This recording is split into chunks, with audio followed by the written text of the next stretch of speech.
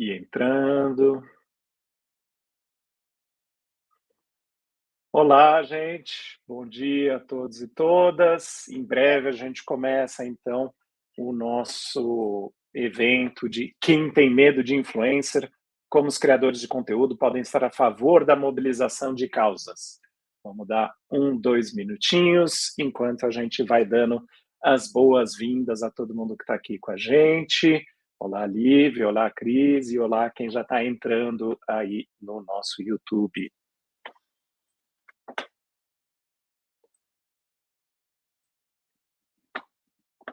Vamos checar agora.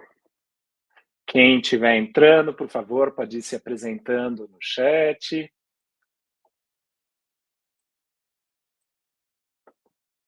Legal, pessoal do Curitiba, muito legal, já se apresentou.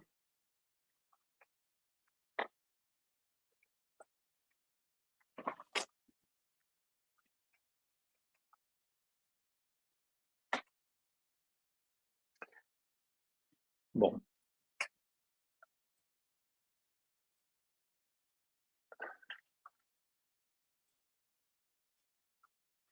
Silvio Santana, da Fundação Esquel, sempre bom ver os parceiros. Já estamos aí no chat também com a Sociedade Viva, daqui a pouquinho a gente já vai ouvir as palavras aí da Cris. Bom, acho que a gente pode ir começando, né? Enfim, para aproveitarmos bem nosso tempo, a gente tem uma agenda bem cheia hoje. Então, gente, agora sim, oficialmente, bom dia, meu nome é Fernando Nogueira, eu sou diretor executivo da BCR, é um prazer estar aqui com vocês para a gente falar sobre esse tema bastante novo, um desafio antigo, né? Sempre, como é que a gente mobiliza mais apoiadores, doadores, pessoas, empresas, organizações para as nossas causas, mas com um meio razoavelmente novo e crescentemente importante na sociedade, que é essa questão dos influencers, né? Os influencers digitais, pessoas, então, que acabam tendo uma forte, muitos seguidores, né? Uma alta penetração na sociedade digital, e a gente, enfim, né? Muitas organizações estão se perguntando como interagir com esse público, com essa audiência. A gente tem visto, né, o assunto dos influencers está muito em voga, aparecendo muito, né, na mídia, e enfim, e é interessante que a gente vai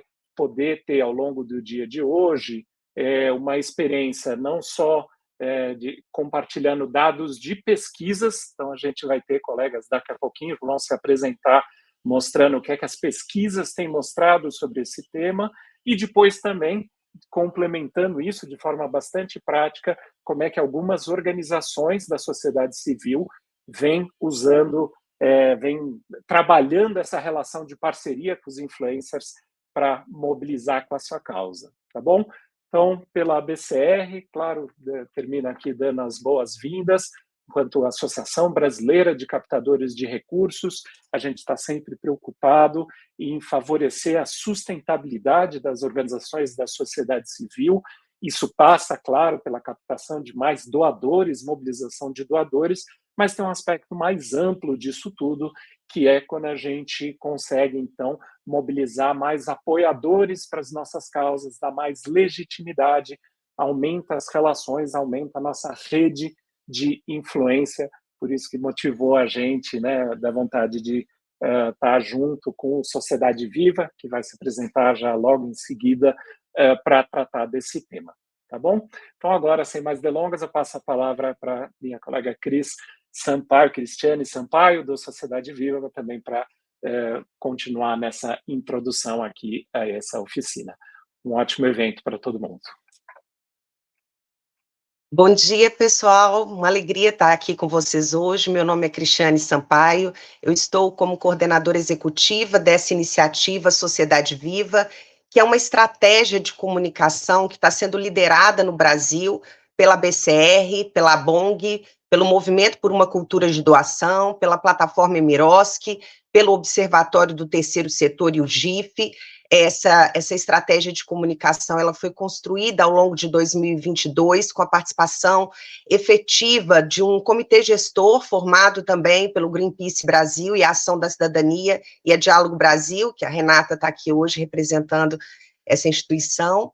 Então, esse conjunto de organizações, né, a partir de um processo de escuta de vários atores, né, que de alguma forma dialogam com o nosso ecossistema das organizações da sociedade civil, foi construída essa estratégia de comunicação chamada Sociedade Viva, com o objetivo de ampliar a percepção da população brasileira, né, de construir, de colaborar para a construção de uma percepção mais favorável da população brasileira em relação ao nosso campo de atuação, né? Vários estudos apontam que, por exemplo, o estudo do GIF, né, Percepções da População Brasileira sobre ONGs e OSCs, que foi lançado em 2022, esses estudos apontam que há muita falta de entendimento sobre o que são as ONGs, as OSCs, né, o que fazem, como fazem, com que recursos fazem. Então, a gente construiu essa estratégia de uma forma coletiva, né, e a realização desse webinar, ele faz parte dessa estratégia de comunicação, porque a gente acha muito importante a gente construir entre os comunicadores, as lideranças das OSCs, os profissionais que atuam no campo da captação de recursos, a gente construir também ambientes de troca, de reflexão, ambientes de diálogo entre nós, né, sobre como que nós podemos amplificar as nossas mensagens nesse ambiente digital, sabendo que hoje, né, os ecossistemas de informação, eles são dominados pelas tecnologias digitais. Então, como que nós podemos potencializar as nossas mensagens nesse ambiente digital? Então, essa iniciativa faz parte dessa estratégia, né? Faz parte também dessa estratégia o lançamento de uma campanha pública, onde a gente realmente buscou estabelecer um diálogo direto com a população. Essa campanha pública foi lançada em 2023, ela está disponível no nosso site, que chama-se sociedadeviva.org.br. Essa campanha se chama ONG Faz Acontecer, e ela foi criada para contar de forma leve e cotidiana um pouco sobre como o terceiro setor está presente na vida dos brasileiros e brasileiras. E para se inspirar na realização dessa campanha, nós pensamos exatamente aquelas pessoas que colocam em dúvida o nosso trabalho por desinformação, por desconhecimento. Então, nós disponibilizamos, né, através da seção Participe do nosso site, um conjunto de peças de comunicação, filmes, cards, spots, né, que estão disponíveis para que as organizações que estão hoje aqui conosco possam nos ajudar a amplificar essas mensagens aí no ambiente digital. Eu desejo um bom seminário para todos. Vou passar a palavra para a Lívia, que é coordenadora de comunicação da Sociedade Viva, e espero que esse ambiente, que esse papo aqui de hoje traga bastante insumos para a gente poder seguir aí trabalhando nessa estratégia de comunicação que foi criada para fortalecer institucionalmente as organizações da sociedade civil. Obrigada, Cris. Obrigada, Fernando. Bom dia a todas, todos aqui. Bem-vindos ao nosso webinário Quem tem medo de influencer? Como os criadores de conteúdo podem estar a favor da mobilização de causas. Feitas as apresentações iniciais, vamos conversar agora com dois times de pesquisadores e pesquisadoras que têm se debruçado sobre o debate público nas redes sociais, nos ajudado a entender um pouco as dinâmicas comunicacionais do nosso tempo. Tanto o NetLab quanto a FGV Comunicação Rio realizaram recentemente pesquisas com base nas catástrofes climáticas do Rio Grande do Sul, que aconteceram ainda esse ano, e vão trazer aqui hoje alguns insights para a gente sobre o papel dos influenciadores e das organizações, as organizações sociais nesses debates públicos. Antes de começar, só um lembrete. Quem quiser deixar comentários, perguntas no chat, no final a gente vai comentar, vai discutir isso e trazer para as pessoas responderem, né, para os participantes responderem. E agora vou chamar aqui a Débora Salles, que é coordenadora de pesquisa do NetLab, Laboratório de Estudos de Internet e Mídias Sociais da UFRJR. O trabalho dela concentra em desinformação, propaganda computacional e radicalização política em mídias digitais. A Débora hoje traz aqui uma pincelada da pesquisa desenvolvida pelo NetLab e vai falar sobre as catástrofes climáticas e a indústria da influência digital. Débora, é com você. Obrigada, Lívia. Bom dia. Obrigada pela oportunidade de apresentar um pouquinho do trabalho do NetLab. Uma breve apresentação de quem nós somos. O NetLab é um laboratório dentro da Universidade Federal do Rio de Janeiro. A gente tem trabalhado principalmente com desinformação. Nós somos um grupo já relativamente grande, interdisciplinar, e o nosso foco tem sido justamente num diagnóstico do problema da desinformação baseado em dados empíricos. Como você mesmo comentou, nós fizemos um estudo à época das enchentes, tentando entender um pouco como estava acontecendo as dinâmicas de influência naquele momento de catástrofe. Mas depois desse relatório inicial, a gente se debruçou um pouco mais sobre essa indústria da influência num momento de crise, né? E a ideia aqui hoje é falar um pouco sobre uma organização que se beneficiou muito da indústria da influência e que é um grande caso de sucesso. Infelizmente, eu diria que é uma organização que não necessariamente estava do lado do meio ambiente, digamos assim, que é o caso da Brasil Paralelo. A ideia aqui hoje é falar um pouco sobre como essa produtora se beneficiou e vem se beneficiando de várias ferramentas para mobilização online que podem servir de alguma forma de inspiração ou pelo menos de lição para a sociedade civil em relação à criação de público, ampliação de narrativas e, em última instância, mobilização. Então, eu vou falar um pouco sobre como essa indústria da influência se desenvolve, usando a Brasil Paralelo como um grande caso e falando da questão das enchentes no Rio Grande do Sul. Então, a ideia aqui é falar como que a Brasil Paralelo ela conhece muito bem o público dela, ela se aproveita das informações digitais que as plataformas oferecem para conhecer bem o seu público, e ela foi construindo a longo prazo essa rede a partir do que a gente está chamando de uma educação midiática, uma forma das pessoas entenderem o que é uma informação de qualidade.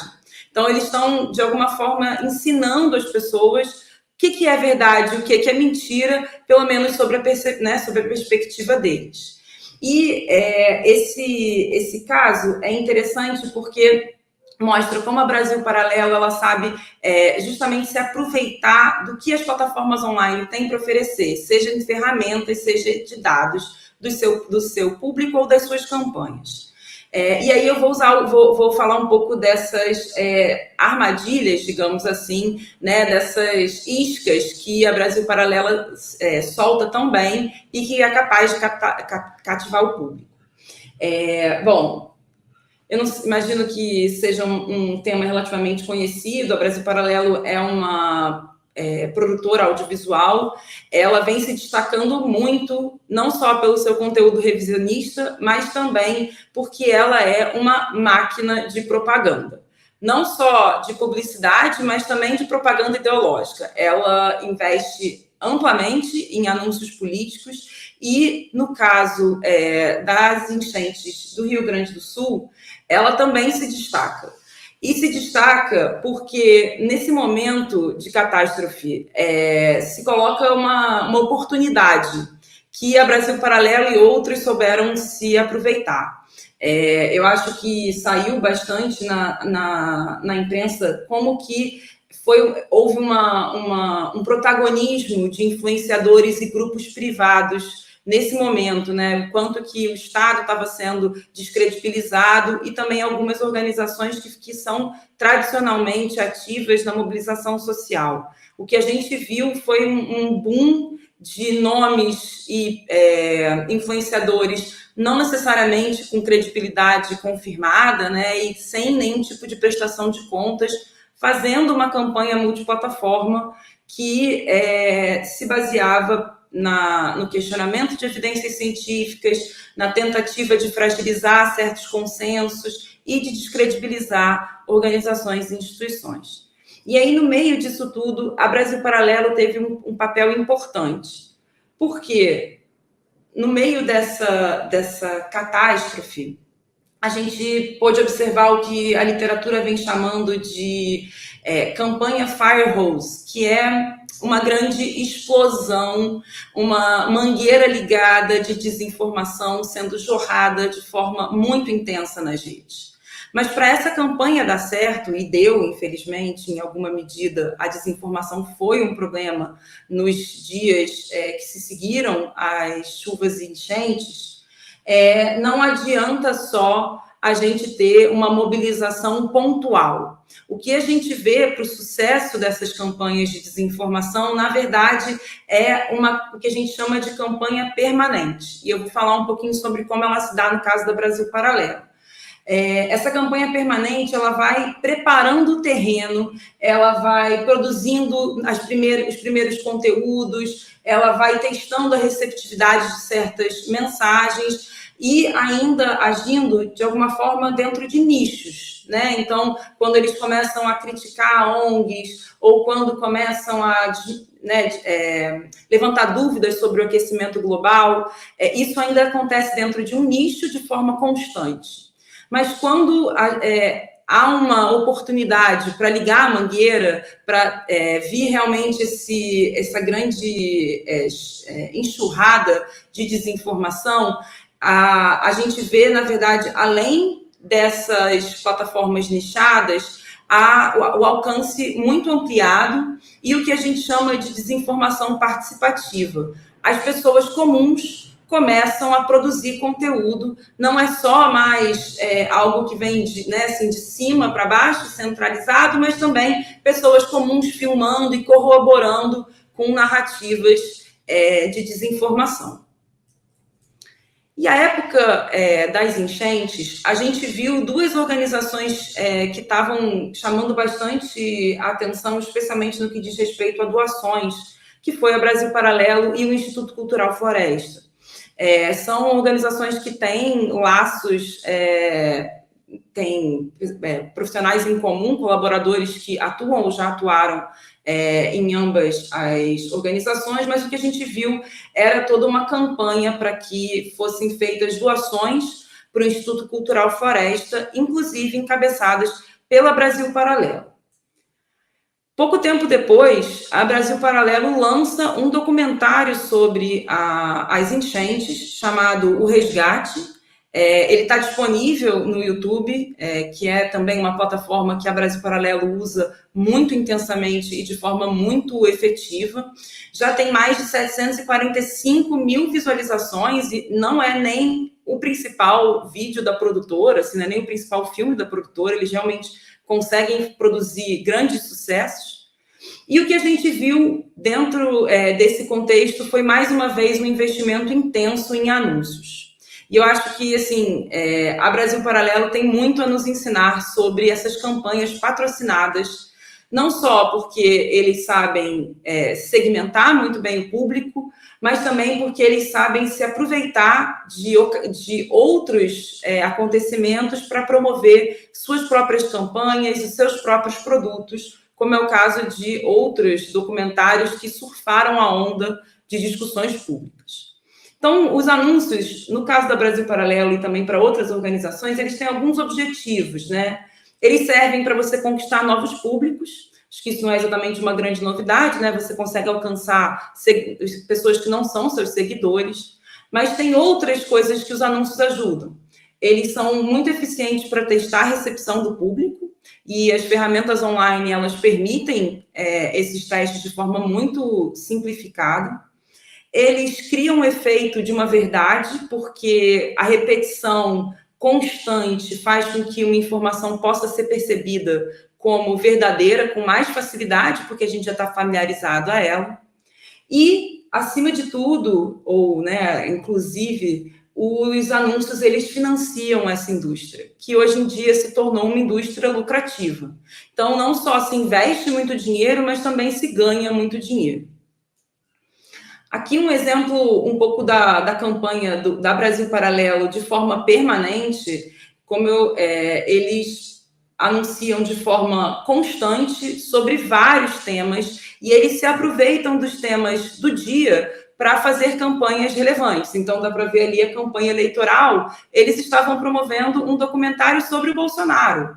A época da CPI da Covid, eles estavam se colocando como a mídia da verdade, digamos assim. Então, isso é uma estratégia interessante que eles usam. Eu vou correr porque eu estou acabando o meu tempo, eu sei disso. Queria só assim, pontuar mais algumas questões que eu acho importantes. A Brasil Paralelo é a líder isolada em investimentos políticos nas diversas plataformas. Na Meta, já foram investidos mais de 25 milhões de reais em anúncios. E uma coisa que eu acho que é interessante, só para terminar, sobre a segmentação, é que ela seleciona esse público a partir de interesses que esses usuários demonstram. Então, se você tem interesse em desenvolvimento pessoal, em autocuidado, empoderamento, você pode se tornar público-alvo da Brasil Paralelo, porque esse tem sido essa tem sido a principal escolha, junto com negócios e finanças, para segmentação de público. Eu vou finalizar um pouco correndo, mas queria assim, só pontuar aqui o quanto que a Brasil Paralelo, apesar de problemática em muitos aspectos, ela mostra para a gente como é possível produzir essa educação midiática, fabricando uma percepção, orientando a audiência aquilo que ela acredita ser a verdade, e fazendo isso de uma forma muito eficiente, usando as ferramentas que as próprias plataformas oferecem. Bom, é isso. Eu encerro aqui a minha fala. Débora, muito obrigada. Acho que em pouco tempo você trouxe muitas informações que vão ajudar a gente a refletir muito sobre o nosso fazer de comunicação e os desafios que estão expostos aí para as organizações da sociedade civil. Além do trabalho do NetLab, as reflexões do grupo do projeto de pesquisa Mídia e Democracia da FGV Comunicação Rio, elas foram outra grande fonte de inspiração para as perguntas que levaram a esse webinar existir. Assim, eu queria convidar agora a Mariana Carvalho para falar rapidamente sobre esse projeto como um todo e, na sequência, já chamar o Renato Menezes, que vai entrar um pouco mais nos resultados desse relatório produzido por eles. A Mariana, ela atua como pesquisadora na Escola de Comunicação, Mídia e Informação da FGV e coordena o projeto Mídia e Democracia. Mariana. Obrigada, Lívia. Queria primeiro agradecer o convite da Sociedade Viva para a gente participar desse webinar e também das trocas que a gente teve ao longo desse processo, né? A gente teve algumas conversas e eu vou pedir para o Renato compartilhar a apresentação enquanto eu vou fazendo uma apresentação falando um pouquinho sobre a escola e aí depois ele vai apresentar o projeto. Bem, a FGV Comunicação Rio é a escola de comunicação da FGV, a gente tem 2 anos enquanto escola, efetivamente, mas já atuamos nessa área de monitoramento e análise de redes sociais há muito tempo com a ADAP, né, que era a Diretoria de Análise de Políticas Públicas que deu origem à escola. Então, hoje eu e Renato somos pesquisadores aqui da escola e nós fazemos parte de um projeto, lideramos aqui na FGV Comunicação Rio o projeto Mídia e Democracia, que é um projeto com financiamento da União Europeia, que conta com mais 3 parceiros, a FGV Direito Rio, a Lupa, né, que é uma agência, um hub de desinformação, e o DRI, o Democracy Report International, que é uma organização da sociedade civil alemã que também trabalha com o fortalecimento da democracia. E esse projeto, o objetivo é acompanhar o debate público, né, nas redes sociais em diversas frentes, tentando contribuir para a integridade do ambiente digital, da democracia no Brasil. A gente faz isso com os monitoramentos, que o Renato vai apresentar hoje, mas nós temos mais de 80 monitoramentos no projeto já, que estão disponíveis no site mediademocracia.fgv.br, vou colocar no chat depois na transmissão, e lá a gente tem uma série de de estudos, também fazemos um trabalho junto com a Lupa de checagem, temos um conselho Mídia e Democracia, que trabalha com 25 entidades da sociedade civil discutindo temas de interesse do projeto e temas de interesse deles que eles pautam para nós, e aí nós vamos produzir estudos e subsídios para que eles possam ter essa discussão, trazer autoridades, empresas, né, as representantes das plataformas, e a ideia é realmente que a gente consiga criar um ambiente que seja um ambiente de pesquisa, um ambiente acadêmico, mas um ambiente que também entregue para a sociedade civil o resultado desse trabalho. E é justamente essa oportunidade, é uma ótima oportunidade para a gente poder fazer isso, então obrigada mais uma vez. É muito legal a gente falar depois da Débora, porque ela trouxe um pouco dessa discussão dos influenciadores e do papel, das ferramentas utilizadas por eles. Isso é uma coisa que a gente observa o tempo todo, né, nos nossos monitoramentos.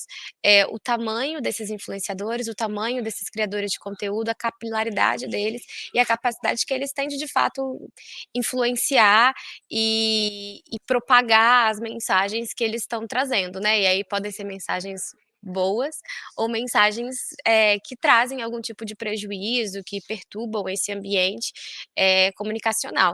E aí a gente fez um monitoramento das chuvas do Rio Grande do Sul, que é o que o Renato vai apresentar agora a seguir, e que mostra muito bem o papel dos influenciadores, dos criadores de conteúdo nesse ecossistema, mas também mostra muito recursos e alternativas, né, formas que nós podemos nos apropriar dessas ferramentas, como a Débora bem trouxe, para contribuir com mensagens positivas, né, trazer reflexões interessantes para esse ambiente digital. Então, Lívia, eu passo a palavra para o Renato, ou você mesmo pode passar? Eu já vou passar para o Renato então e deixar ele seguir. Oi, gente, bom dia a todos. Queria agradecer muito o convite, mais uma vez aqui com a Sociedade Viva. Eu vou apresentar para vocês alguns achados do estudo que a gente denominou Entre o Público e o Privado, Desinformação, Ações de Solidariedade e a Mobilização Digital da Tragédia do Rio Grande do Sul. A gente investigou, nessa pesquisa, 3 redes principais, que foi o X, o antigo Twitter, o Facebook e o Instagram. Eu acho que, de modo geral, assim, para falar um pouco sobre o achado central da pesquisa, dialogando também com o que a Débora falou anteriormente, é a questão da personificação na real, a diminuição um pouco do papel do governo, dos atores políticos e institucionais, e um pouco também a ampliação do escopo de influenciadores, né? E também do perfil da sociedade civil como um todo. Então, existe uma disputa muito forte de narrativas e também de protagonismo em relação a quem está ali no centro desse debate, né? Então, é interessante pensar como é que um evento de uma tragédia climática de grandes proporções, ela acaba delineando um espaço de menos participação nas redes do governo, do poder público em si, das ações dele, e consegue alçar num debate perfis de influenciadores e de sociedade civil como um todo. Então, entre esses achados também tem a desinformação e fake news, que também foi um alvo de disputa entre esses públicos, entre esses campos políticos diferentes, e redes de solidariedade, né? No sentido de como são noticiadas ações de civis, ações de celebridades, influenciadores, em detrimento do poder público. Eu vou compartilhar aqui com vocês rapidamente. Esse grafo ele é feito a partir de interações, né? De como as interações acabam sendo mais compatíveis umas com as outras. Então, é um conjunto de interações compatíveis. O Twitter, ele geralmente tinha esse escopo um pouco mais político, então, nesse caso aí, apareceu muito a direita e a esquerda, mas é interessante pensar que mesmo quando tem esse recorte mais polarizado entre direita e esquerda, quando você vai averiguar dentro desses grupos políticos, existe uma prominência muito maior de, por exemplo, influenciadores e canais de mídia de direita e de esquerda do que propriamente parlamentares, por exemplo, né, que estão nesse escopo. Então, eu acho que tinha, sei lá, 20% só de atores políticos dentro da direita e da esquerda, e o restante era muito focado em mídia, influenciadores e pessoas comuns desses campos políticos. É interessante pensar também que também tem as doações foram uma pauta muito forte nesse sentido, de conseguir um cluster, que esse conjunto de interações muito sólido também, frente a esse conjunto como um todo, mas focado sobretudo na questão de celebridades, né, de como as celebridades se engajavam fortemente nesse assunto. Então a gente tem, por exemplo, Pedro Scooby, Davi do Big Brother, como é que eles de repente anunciavam a participação deles nesses eventos, né? E como eles se integravam às pessoas que estavam na linha de frente da tragédia, de civis mesmo, e como eles conseguiam atenção a partir disso. Não só a partir dos perfis deles mesmos, mas também a partir dos perfis de mídia que tinham essa cobertura sobre esses assuntos. Então, acabavam sendo, por exemplo, os perfis de mídia, notícias com mais cliques eram sobre esses resgates, por exemplo, em pessoa dessas pessoas famosas. Então, aqui é um pouco do que a gente consolidou do Facebook e do Instagram, né? Um pouco como é que essas páginas de mídia, influenciadores, foram para o centro do debate, sobretudo em relação a esse tipo de resgate mais engajado dessas pessoas comuns. É interessante pensar também que, na época, Pablo Marçal, por exemplo, ele ainda não era candidato à Prefeitura de São Paulo, mas ele surgiu com muito destaque, né, nas ações que ele fazia, assim, sobretudo a partir do Instagram dele. Então ele conseguiu muito realce a partir do que ele fazia, e logo em seguida ele conseguiu, ele refortaleceu a candidatura dele à cidade de São Paulo. Só para ter um pouco os segmentos de como eles se desenvolveram no Facebook em específico, tem a tragédia climática em si, que era o debate maior, o segundo debate maior, na verdade, mas as ações de solidariedade também eram quase páreo a isso, né? Então, era muito focado também em celebridades, como já falei, e também em resgate de animais, desinformação, discurso ofensivo. Mas é interessante pensar como é que a gente consegue, por exemplo, conexões mais sólidas com influenciadores digitais que têm um escopo, que têm uma inserção importante nesses debates, mas ao mesmo tempo, sei lá, concedam essa inserção para a sociedade civil, né, para iniciativas da sociedade civil. Então, não é apenas demonstrar esse protagonismo deles, mas eu acho que é muito para acionar o sentimento de promover estratégias de aproximação e inserção, né? Porque já que eles têm esse protagonismo espaçoso, esse debate, no debate como um todo, eu acho que é interessante a gente pensar em como conseguir se unir a eles, de certa forma, para conseguir promover um pouco mais as ações da sociedade civil.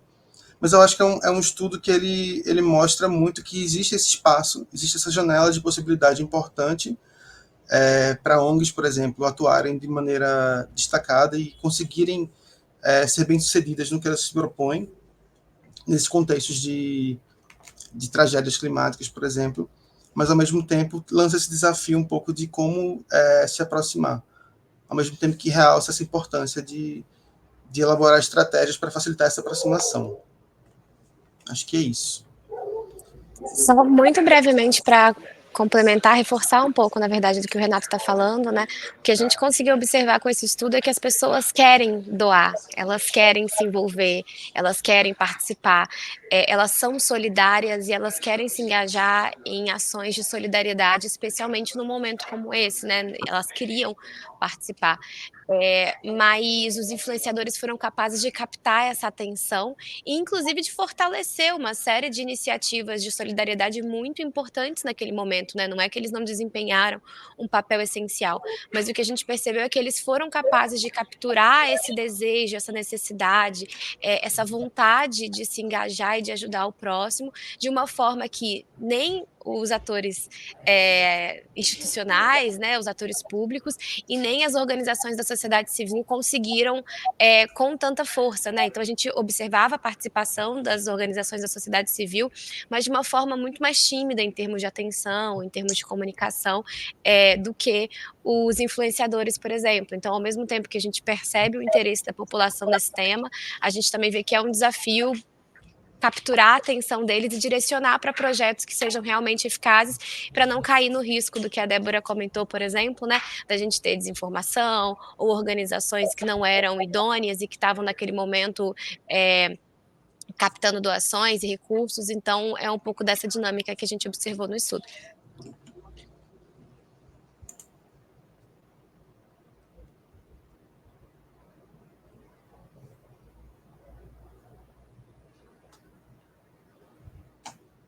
Pronto. Muito obrigada, Renato, Mariana, Débora. Acho que agora a gente tem um bom panorama aqui, né, desse contexto da indústria da influência e dessas dinâmicas comunicacionais que vão tensionando aí essa relação entre o público e o privado e como que isso está posto enquanto desafio para as organizações da sociedade civil. E agora, passando para o segundo ato do nosso webinar, vamos falar aqui sobre as práticas das organizações da sociedade civil junto a criadores de conteúdo. E a gente vai começar com o Greenpeace, que é uma referência nessa estratégia, e eu queria chamar aqui a Júlia Santos, que trabalha com comunicação em parceria com influenciadores há 8 anos e é analista de relacionamento com influenciadores no Greenpeace. Júlia. Olá, pessoal, tudo bem? Bom dia, muito obrigada, agradecer demais vocês pela oportunidade também de estar aqui e contar um pouquinho para vocês sobre boas práticas, né? O que a gente tem feito aqui no Greenpeace Brasil. Não sei se todo mundo já vê minha tela aqui. Lívia, se puder me dar um alôzinho, se as pessoas estão vendo minha tela. Vou seguir, então. Contar um pouquinho para vocês, muito brevemente, sobre o histórico do Greenpeace Brasil com criadores de conteúdo, para a gente entrar nas nossas boas práticas. Então, trabalho com criadores de conteúdo aqui no Greenpeace, além de criadores de conteúdo, influenciadores e celebridades também, se iniciou mais ou menos de forma efetiva em 2017, imagino que vocês lembrem aí quando a gente teve participação de celebridades e influenciadores grandes aí participando conosco de viagens e ações de grande impacto, como eu pus aqui nas fotos, na entrega do nosso abaixo-assinado de Desmatamento Zero. E aí, desde então, a gente foi entendendo um pouco mais sobre esse potencial que esses influenciadores e celebridades possuem, entendendo também o propósito, né? Qual que é o principal propósito do Greenpeace na articulação de parcerias com essas pessoas. E aí definimos, então, esse propósito, que é levar as nossas mensagens e campanhas para mais e mais pessoas. E aí aqui a gente quer tanto conquistar novos ativistas para a luta socioambiental como um todo, assim como também novos apoiadores para a organização. Então aqui até coloquei uma foto também de uma parceria que a gente fez com o Bruno Gagliasso, Giovanni Eubank, levando eles para a Amazônia para um projeto em 2019. E como a gente faz tudo isso? Vou dar um passadão mais rápido para a gente entrar nas boas práticas. Mas como e o que a gente faz, então, nessas parcerias? Aí trouxe aqui alguns tópicozinhos. Primeiro, Perdão, esqueci de me apresentar, gente. Sou a Júlia, trabalho aqui no Greenpeace Brasil na área de parcerias criativas, que a gente chama, né? Que são as parcerias com influenciadores e criadores de conteúdo. E aí, eu que faço, então, todo esse trabalho, por isso que estou aqui. E aí, como a gente faz, então? A gente trabalha diariamente nessa construção e manutenção de relacionamento com influenciadores e parceiros. Isso realmente é um trabalho ali diário. E a gente busca sempre tanto identificar oportunidades de engajamento em nível nacional e também internacional, olhando para o Greenpeace como uma organização também internacional, né? Então, a gente tem um pouco desse trabalho, desse olhar. Então, tendo essa parte mais de identificar oportunidades, ser mais proativo, mas também mais reativo. E aí a gente considera, né, então, que como somos uma organização que atua em formatos de campanhas hoje no Greenpeace, a maioria das nossas parcerias de influência e estratégias de influência com influenciadores são desenvolvidas tendo campanhas como projetos de ponto de partida, né? Então, quando eu falo campanhas, é muito esse olhar de vamos desenvolver algum projeto envolvendo a Amazônia, a gente entende quem são as pessoas que podem nos apoiar nesse projeto.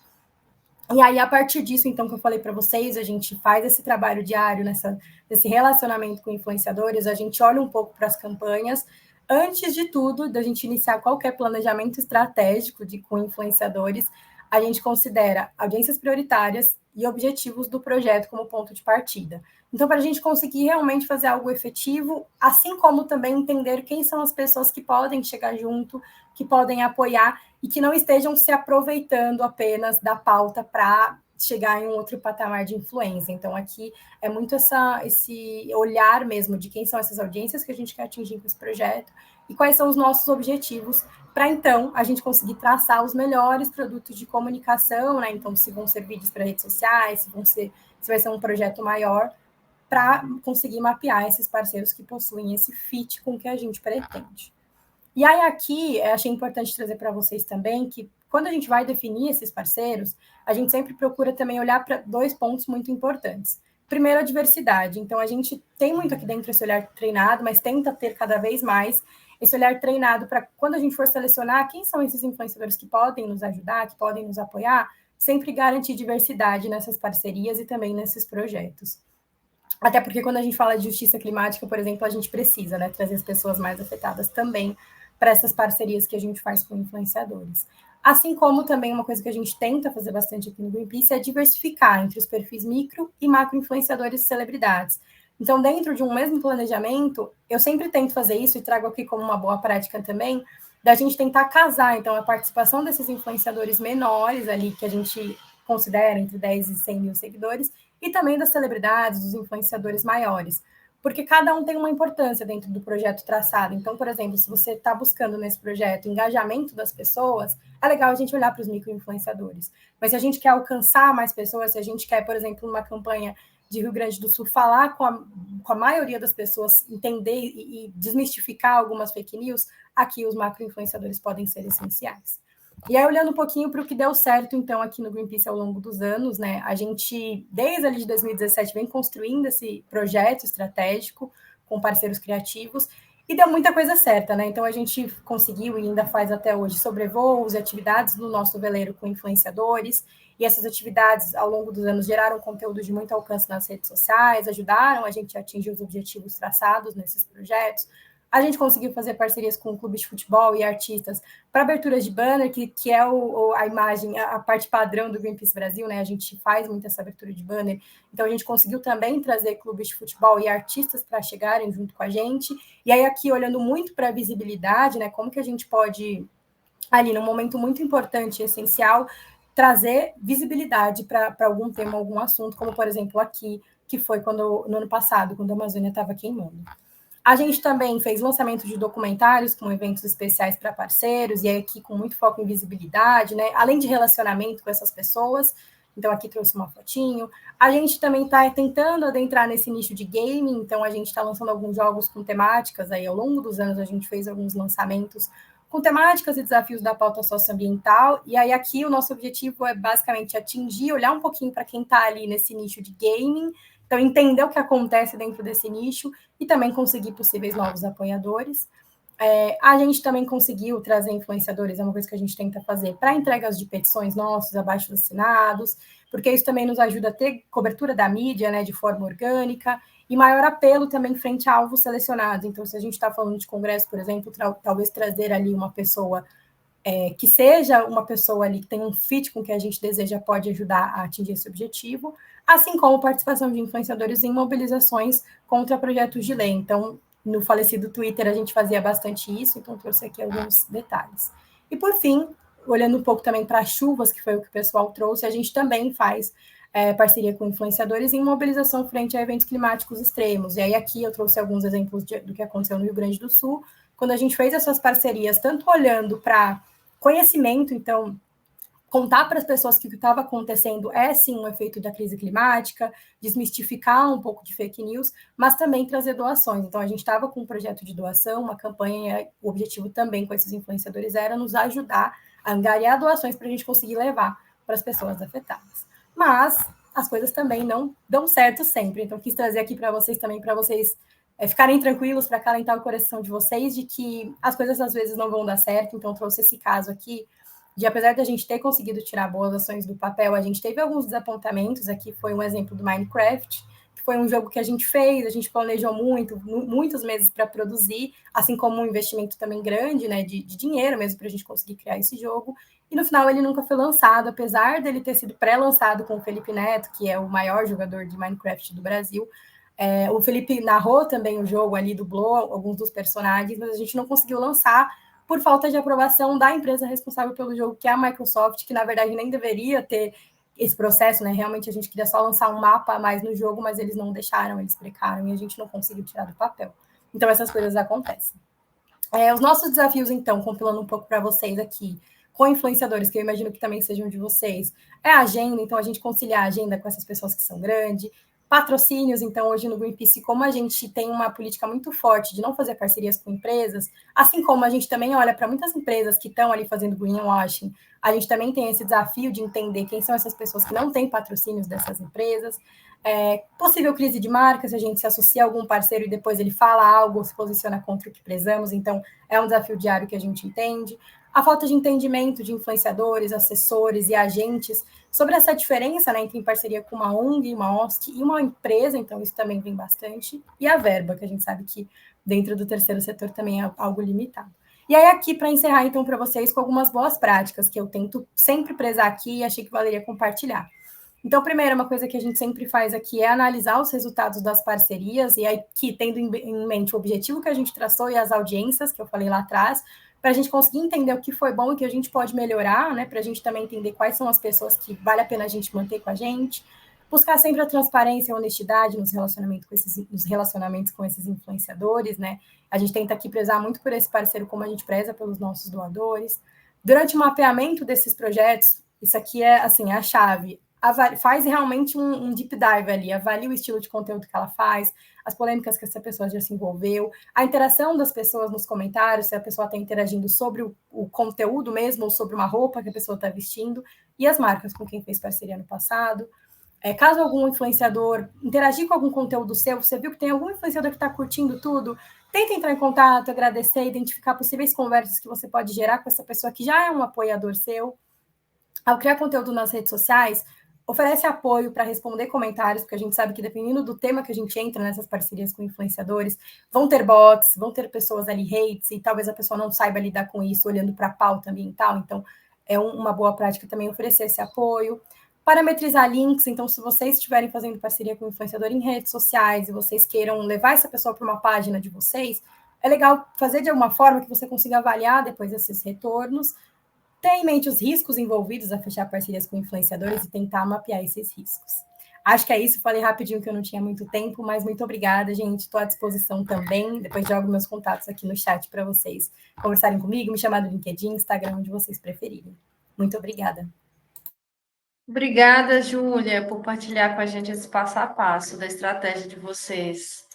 Queria convidar agora o Fábio Góes Marinho, que foi coordenador do programa Creators pelo Clima, que é uma experiência interessantíssima, assim, voltada para a formação e aceleração de carreiras de criadores digitais. Fábio. Gente, bom dia a todo mundo que está assistindo, bom dia. Desfoquei aqui. Quero agradecer pelo convite, né? Sociedade Viva, parabenizar a todo mundo que está envolvido aí na realização desse seminário, que eu acho que é um tema importantíssimo e que me entusiasma muito, assim. Então, vamos lá, eu vou apresentar aqui para vocês.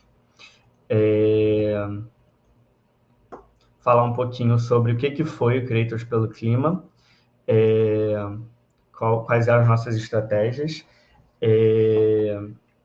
e a partir disso a gente poder, enfim, né, conversar um pouquinho sobre essa outra abordagem, né? Acho que é muito interessante, inclusive, pensar, né, falar depois da Júlia, depois dessa experiência do Greenpeace, porque é bem diferente mesmo o tipo de abordagem que a gente tinha com influência. Então, vamos lá. Bom, Creators pelo Clima, eu quero dar um pouquinho do contexto para vocês antes, só para a gente conseguir entender um pouco da estratégia geral do projeto. Ele era uma das táticas da campanha Amazônia de Pé. E aí eu queria explicar um pouquinho, para quem não conhece, a campanha Amazônia de Pé. Ela foi concebida inicialmente, ela já foi um pouco redesenhada, né, depois disso, mas ela foi concebida inicialmente, e o Creators pelo Clima, ele foi também concebido, né, dentro desse momento, com base, né, nessa concepção inicial, como uma campanha de mobilização em torno de um projeto de lei de iniciativa popular, que era em defesa da floresta, das florestas públicas na Amazônia. E aí a gente tinha uma série de táticas dentro dessa campanha de mobilização, porque a gente queria fazer uma grande campanha de mobilização nacional, a gente era muito focado em mobilização e comunicação, e aí surgiu o Creators pelo Clima como uma ideia também de amplificar o alcance da Amazônia de Pé e amplificar, né, e conversar com os objetivos da Amazônia de Pé para além, né, da própria campanha em si, que era formar uma maioria climática, né, em torno dessa defesa da floresta. Tá? Então, em linhas gerais, esse era o objetivo inicial. E aí, vamos lá. O que era o Creators pelo Clima? Né? O Creators pelo Clima ele foi um programa de formação e aceleração de carreira para criadores de conteúdo que já eram engajados com a pauta socioambiental. Ele durou 10 meses, né? E ao longo desses 10 meses a gente treinou e colaborou na produção de conteúdo dos criadores, né? E aí a gente vai falar um pouquinho sobre as estratégias e resultados. Eu vou passar meio rapidinho, só para vocês conseguirem entender mais ou menos o que foi o programa, para a gente conseguir, talvez, falar um pouco mais sobre os insights, sobre o que a gente, né, as perspectivas que essa experiência abriram para a gente. Tá? Então, vamos lá. O programa. Os objetivos primários, que eram alinhados com os objetivos da campanha, e aí pensando mesmo estratégia que a nossa organização tinha, estratégia de comunicação, né? Era amplificar o alcance da pauta socioambiental junto a um público comum, né? Então, entendendo que esse debate sempre ficava muito restrito a uma bolha que já estava mobilizada, né, pela pauta socioambiental. A gente queria tentar expandir um pouco isso e pautar a opinião pública, né, de alguma forma. E aí, com isso, a gente conseguiria, né, dentro da nossa concepção do programa, criar oportunidades para falar da Amazônia de pé. E aí, como é que seria isso? Né? Investindo em criadores digitais e por quê? Né? Como é que a gente pensou? É um público expressivo, as plataformas são onipresentes, realmente, é um conteúdo que está disponível o tempo todo para todo mundo, em qualquer lugar. Um interesse crescente por influenciadores, por essa personificação da comunicação, e por uma linguagem simples, envolvente, acessível, que era muito importante para a gente tentar pensar em descomplicar o clima, justamente, né? Para a gente trazer esse tema que é tão difícil, às vezes, para as pessoas entenderem de uma forma descomplicada. E aí, os nossos objetivos secundários, que eram mais ligados ao programa em si, eles eram, né, de desenvolver esses criadores de conteúdo e ampliar o alcance deles e aumentar o domínio deles quanto à temática socioambiental e quanto, justamente, a criação, né, de conteúdo e estratégia para redes sociais. E assim, o que a gente queria mesmo era impulsionar esses nomes de referência, né? Formar nomes de referência na pauta socioambiental para as redes, né? Perfis que pudessem ser referências. E aí, como, né? Como é que a gente ia fazer isso? Com uma formação que contou com especialistas do mercado, né? Que davam aulas para eles sempre, né? Alinhado com esses objetivos e com uma produção de conteúdo sistemático. Então, era teoria e prática. E aí, a constituição era aulas, laboratórios, produção de conteúdo, supervisão psicológica, mentoria especializada e visitas às plataformas digitais. Vou falar sobre isso rapidinho. As aulas, né? A gente tinha aula uma vez na semana, ao longo de 10 meses, então a gente se encontrou toda semana, por 10 meses. A gente, uma vez por mês, fazia um laboratório com eles, a gente da Amazônia de Pé e eles, para a gente conseguir falar sobre o conteúdo, sobre a estratégia digital deles, sobre os conteúdos que eles fizeram no mês anterior, quais foram os resultados, o que eles tiveram de dificuldades, etc., para ser um espaço de troca mesmo. A produção de conteúdo sistemática, que era, né, essa contrapartida e essa prática, né, do programa. Então, eles faziam 2 peças por mês. Uma supervisão psicológica, que era um espaço para eles poderem elaborar juntos, né? Eram sessões em grupos quinzenais, que eles pudessem elaborar juntos sobre exposição nas redes, sobre hate, sobre a própria relação com a campanha Amazônia de Pé, sobre tudo isso. Sobre todas as dificuldades, para eles terem um espaço seguro, com o auxílio de uma psicóloga. Uma mentoria especializada que focou nas redes de cada um deles, né? A gente fez sessões nas redes de cada um deles, para eles conseguirem traçar diretrizes e pensar melhor como que era a rede de cada um deles, como é que seria o melhor posicionamento deles, etc. E visitas às plataformas digitais, que foi, assim, um momento incrível. A gente foi a São Paulo, visitar as sedes da Meta, TikTok, YouTube, Twitter, e foram aulas direto com quem trabalha nas redes, assim, compartilhando insights com a gente, perspectivas sobre, né, a partir de dentro dos algoritmos das redes, que funciona e que não funciona, para eles conseguirem, enfim, conhecer ainda mais, assim, né? E acho que tinha uma perspectiva de acesso a esse conhecimento muito forte, né, para a gente no programa. Agora, vamos lá. Uma parte muito importante do programa para a gente eram os benefícios, tá? A gente dava uma bolsa auxílio para eles mensal, ao longo de todos os 10 meses de programa. Eles recebiam R$4.000 por mês, né, no formato de uma bolsa mesmo. E eles receberam, assim que chegaram, uma cota de equipamento, né? Então, eles tinham uma verba de 12 mil para investir em equipamento, a gente, né, montava para cada um deles o que era o melhor de equipamento, para eles realmente alavancarem a produção de conteúdo deles, e isso era muito importante para a gente, porque a gente queria justamente garantir uma estabilidade financeira, justamente pensando que estavam trabalhando com causas sociais e que eles precisavam de tempo para se dedicar para essa produção de conteúdo, estabilidade para fazer isso com segurança, e sem ter que se comprometer necessariamente com algumas questões delicadas de, né, influência, né, de patrocínios, etc., e para a gente prover um material adequado, né, para eles terem esse material adequado, que a gente viu que alavancou realmente a produção de conteúdo deles. Bom, eu vou passar aqui mais rapidinho. A formação, ela era, né, a gente teve 21 aulas, a gente tinha exercícios práticos em cada uma das aulas, um formato específico, e a gente dividia ela em conteúdo para redes sociais, estratégia e uma temática socioambiental, né? Então, era justamente para eles conseguirem justamente ter know-how mesmo em todas essas áreas e ter um conteúdo cada vez melhor. Porque a gente queria que, assim, eles chegassem cada vez mais pessoas com conteúdo melhor, etc. Esses são os nossos criadores, tá? Amanda Costa, Cristian Ariu, Ellen Manielli, Lídia Guajajara, Pepe Acricati e Samela Sateremaué. Imagino que vocês conheçam alguns deles, espero. A gente já queria pessoas que já tivessem alguma iniciação com conteúdo digital, envolvimento com a pauta, disponibilidade e motivação para trabalhar com a gente na campanha e um potencial para a criação que a gente enxergasse, né? A gente focou mais em Instagram, vou passar aqui rapidamente, a gente focou mais em Instagram, também era uma estratégia de alimentar o nosso conteúdo da própria campanha, da Amazônia de Pé, e a gente era mais focado em reels mesmo, os vídeos curtos, mas não só, a gente fazia várias coisas, tá?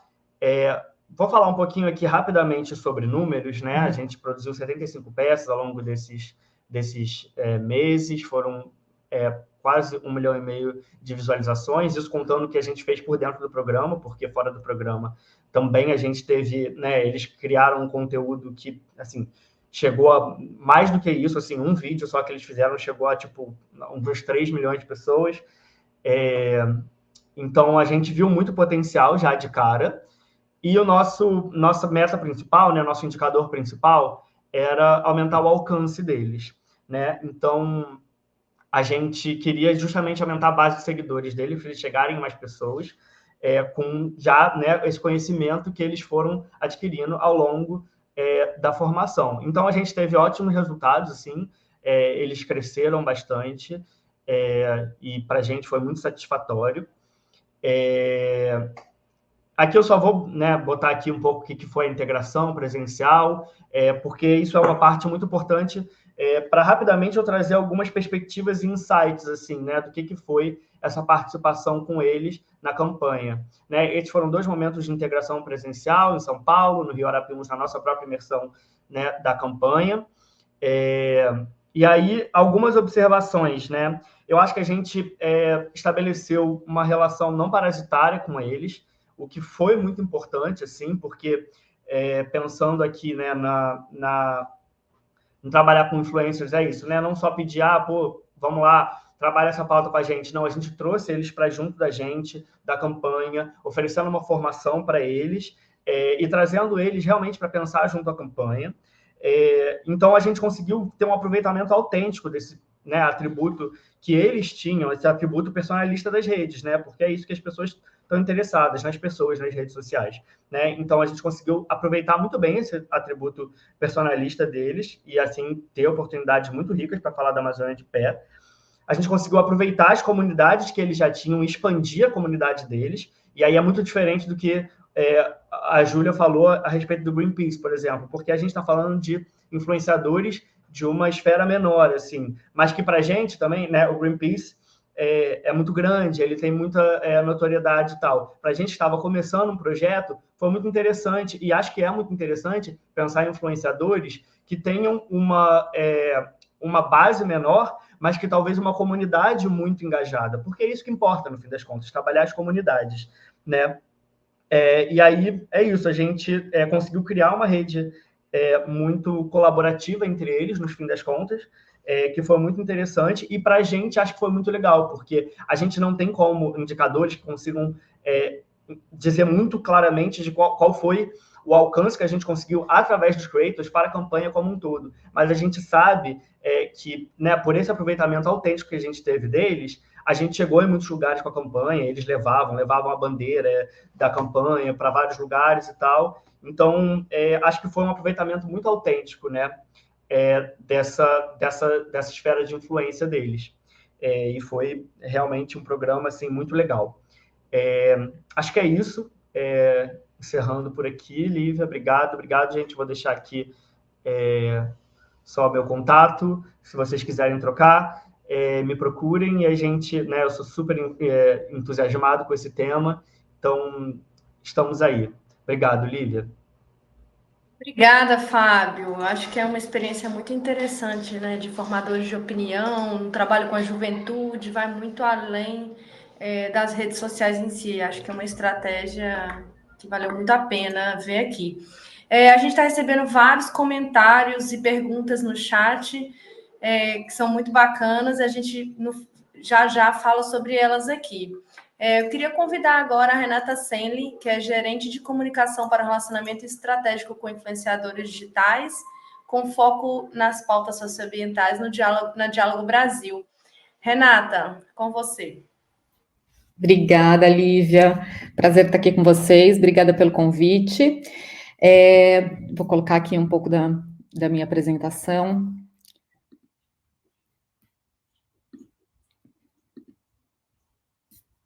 Vocês estão vendo? Não.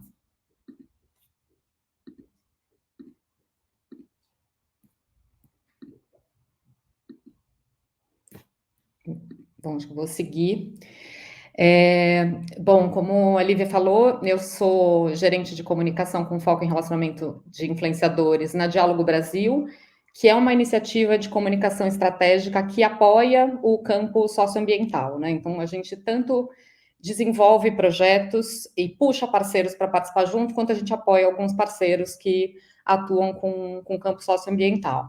E eu trouxe aqui hoje meio que uma linha de raciocínio para pensar estratégia com influenciadores a partir da minha experiência, dos projetos que eu venho liderando nos últimos anos e trazendo alguns insights que eu acho que ajudam, inclusive, para organizações que talvez ainda não tenham a experiência ou não tenham o costume de trabalhar com esse público, né? Então, acho que pode trazer alguns insights, né? Até no card de divulgação do evento, tinha o dado da Nielsen recente, né, que a gente tem no Brasil mais de 10 milhões de influenciadores, é um mar de gente, é mais do que um Ceará.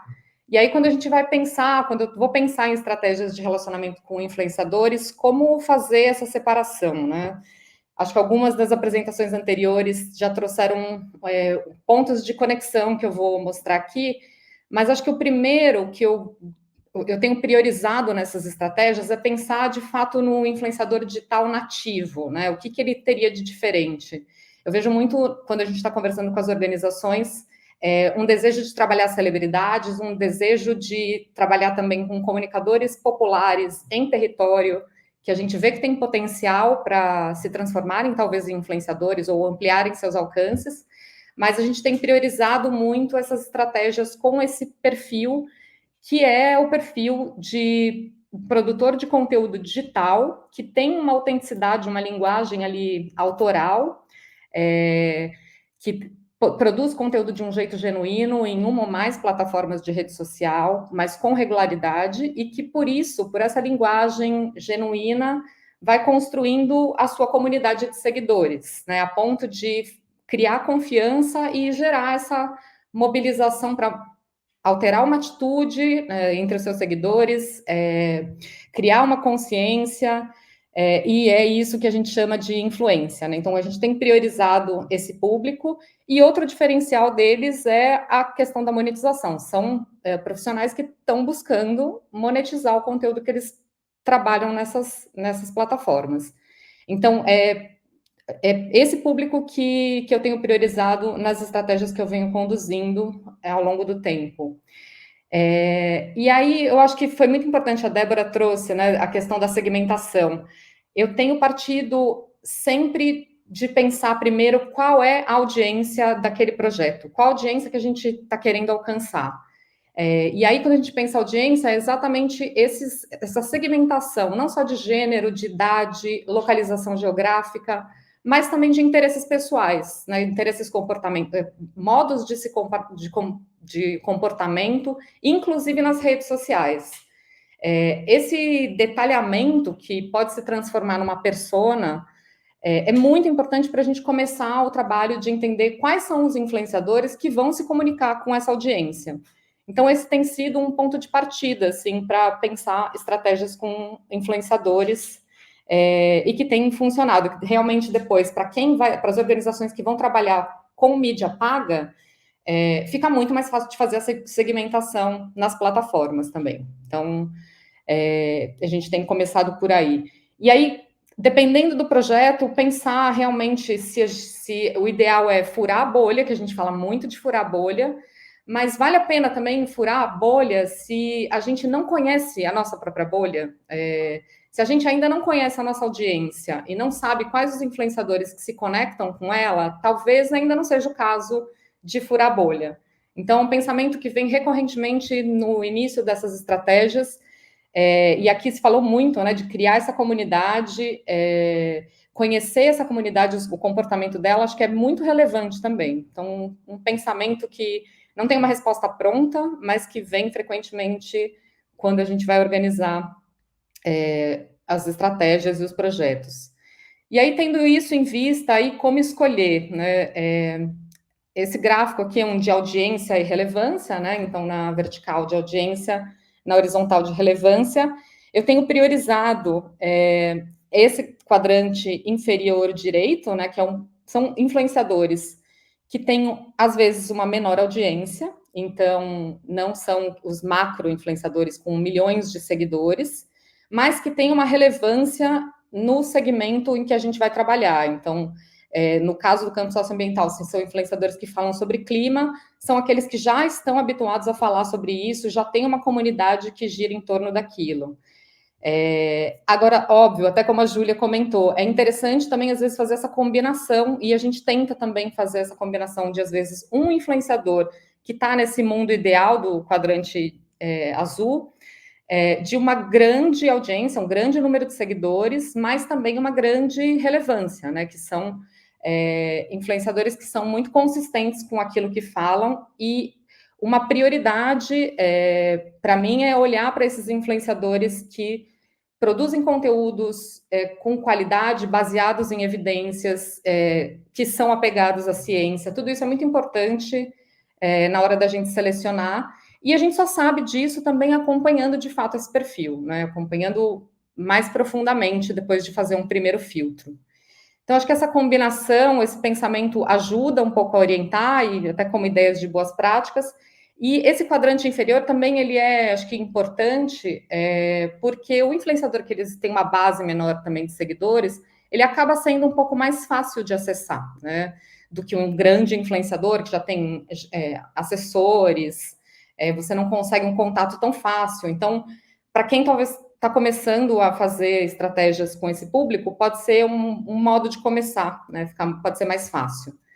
E sempre eu priorizo também um grupo de influenciadores nos projetos que trazem, que tenham diversidade, né? Também não só de raça, de gênero, orientação sexual e localização geográfica. Eu trabalho bastante com os biomas de Amazônia e Cerrado, então também ter influenciadores dessas áreas é super relevante. E, como eu disse, acho que começar com o que tem, pensar menos no ideal, né, porque tem organizações que têm muito mais estrutura, como o Greenpeace, outras que têm menos, mas começar e tentar criar essa comunidade que seja com 2 influenciadores, 3, já fiz projetos pequenos, mas que tenham uma linha do tempo maior. E eu vou falar disso um pouquinho mais à frente, que conectam um pouco com o que o Fábio falou anteriormente, né, de como eles organizaram o Creators pelo Clima. Mas acho que vale isso, né? Começar que seja com 1, com 2, para entender o funcionamento do relacionamento com influenciadores digitais, e aos poucos ir crescendo essa base. Eu gosto muito desse dado, que é a maioria dos influenciadores, independente da audiência, da base de seguidores deles, eles estão dispostos a trabalhar gratuitamente se eles acreditam no produto ou na causa. E eu coloco isso aqui não porque eu acho que não é para remunerar esse profissional, pelo contrário, eu também advogo que eles têm que ser pagos. São profissionais que acabam sendo equipe, eles fazem tudo sozinhos.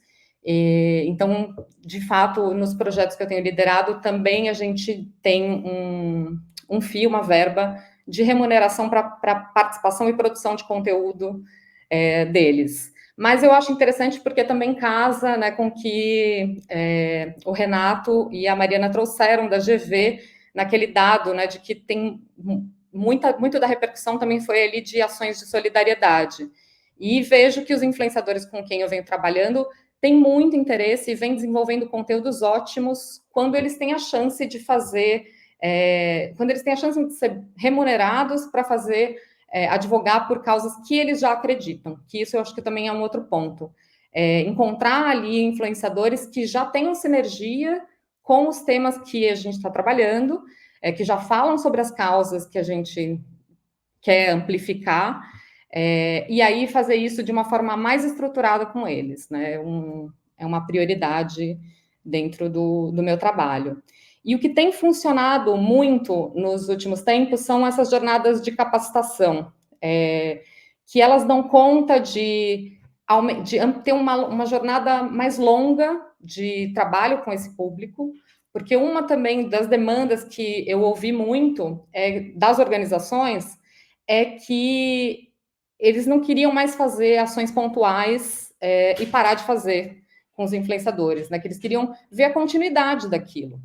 Então, nos últimos anos, eu vim criando uma série de projetos que são jornadas e formações voltadas para influenciadores em diversos temas. A gente já fez de desmatamento, de serviços ecossistêmicos da floresta. E nessas jornadas, a gente tem uma duração de 2 meses, em que a gente fica encontrando com esses influenciadores por uma vez por semana, como se fosse uma versão menor do Creators pelo Clima, e a gente traz especialistas dos parceiros para falar sobre aquele tema. Então, o Greenpeace já foi parceiro de algumas dessas edições e trouxe um especialista de florestas para falar sobre a questão de desmatamento na Amazônia e no Cerrado.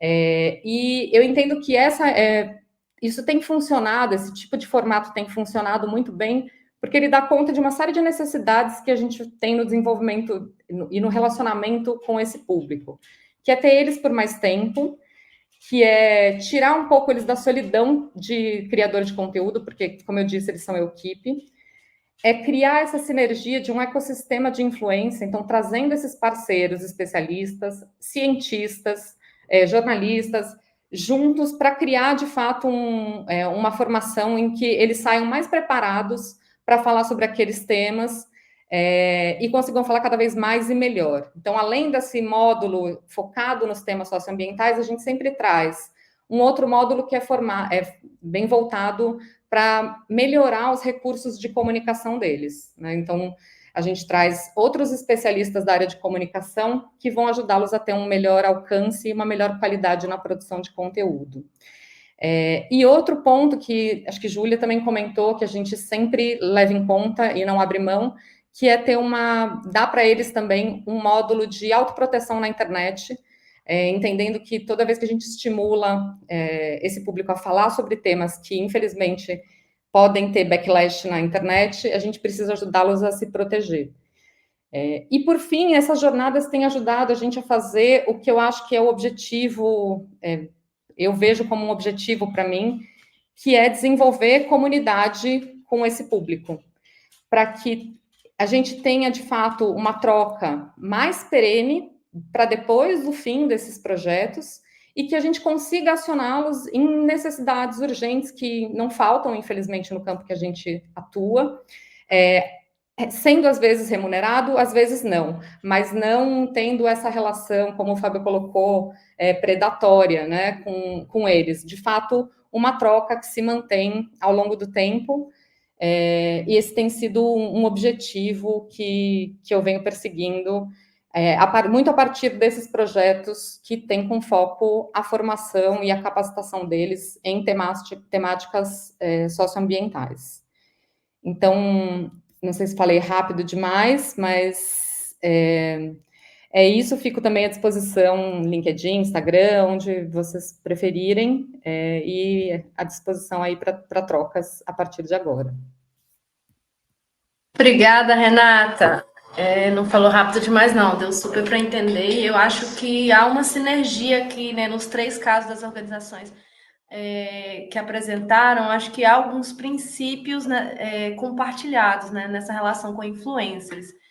Eu chamaria agora a Giovana Fiore, da ABCR, mas ela teve um problema de saúde e teve que se ausentar. É uma pena, porque ela tinha uma grande contribuição a fazer aqui com a gente.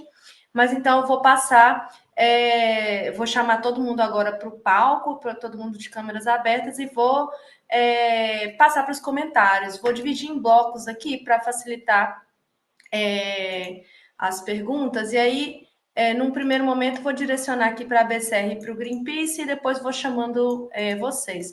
Para a BCR, perguntaram aqui sobre a campanha realizada em 2023. Pelo que eu entendi, a campanha ONG Faz Acontecer. Aí, de repente, o Fernando pode falar. E para a Júlia, do Greenpeace, houveram aqui muitas perguntas, inclusive algumas que eu acho que outros participantes poderiam responder, né, que também tiveram contribuições nesse sentido, mas como é feito o mapeamento dos influenciadores. Eu acho que vocês tocaram nesse ponto, todos vocês, mas não sei, talvez dar algum caso concreto, vocês falaram mais no âmbito dos princípios, das ideias que norteiam essa escolha, né? A segunda pergunta é como é construída a parceria com os influenciadores, se isso envolve ou não, no sentido monetário, né? Se isso repasse de recurso ou se isso é voluntário. E a terceira pergunta, Júlia, eu achei bem curiosa, como que é esse aprendizado do Greenpeace Brasil com o Greenpeace, com outras referências mundiais, né? Se vocês têm casos de terem trabalhado com esses influenciadores para além do Brasil. Podem responder e depois eu chamo novamente as outras perguntas. Bom, vou começar bem brevemente, Lívia. Obrigado, primeiro agradecendo todo mundo, super aprendizado aí nessas várias falas, muito legal o retrato geral, os exemplos de cada organização, né? Realmente, sobre a campanha de 2023, eu acho que a gente deve estar falando, né, da campanha, então, do ONG Faz Acontecer, que é uma campanha, na verdade, mais do que só da BCR, foi da Sociedade Viva, em conjunto com todos os seus parceiros, inicialmente, a BCR, a BONG, Greenpeace, mas também, além disso, enfim, das próprias organizações parceiras, né? Essa é uma estratégia grande do Sociedade Viva, que é essa grande campanha para valorizar o papel das ONGs, das OSCs na sociedade como um todo, mostrar qual que é o nosso papel, por que a gente é importante, esclarecer dúvidas, combater desinformação. E eu entendo que é um processo, né, que ainda está no começo, que é uma pauta que a gente não vai resolver num tiro só, em uma campanha só. Realmente é uma estratégia que a gente espera de longo prazo para reforçar, né? Vários comentaram da importância dessa repetição, da importância da frequência. Então, eu entendo assim que a gente ainda está se estruturando, inclusive, para medir melhor os resultados. Aliás, quero aprender muito com os colegas aí como que a gente mede o resultado, para além só de como é que a gente mede engajamento, para além só de o nosso vídeo no YouTube foi assistido por 1.200 pessoas, né? Então, esse é um grande desafio que a gente ainda está buscando aprender também, né? Mas, enfim, passos de formiguinha, mas, né, esperando um formigueiro bem legal para a gente conseguir ao máximo atingir muitas pessoas, tá bom? Obrigado pela pergunta. Passando para o próximo aí. Obrigada, Fernando. Eu vou passar um pouquinho então, Lívia, mas aí passo a bola também para o Fábio, para a Rê, para vocês me complementarem. Mas sobre mapeamento, né? Como a gente faz hoje? Hoje aqui no Greenpeace a gente é feliz, a gente tem uma plataforma super simples que a gente consegue mapear, que é a Influence-me, e aí eles têm milhões de influenciadores e a gente consegue minimamente jogar ali alguns interesses que a gente quer encontrar pessoas que compartilhem desses interesses, localização.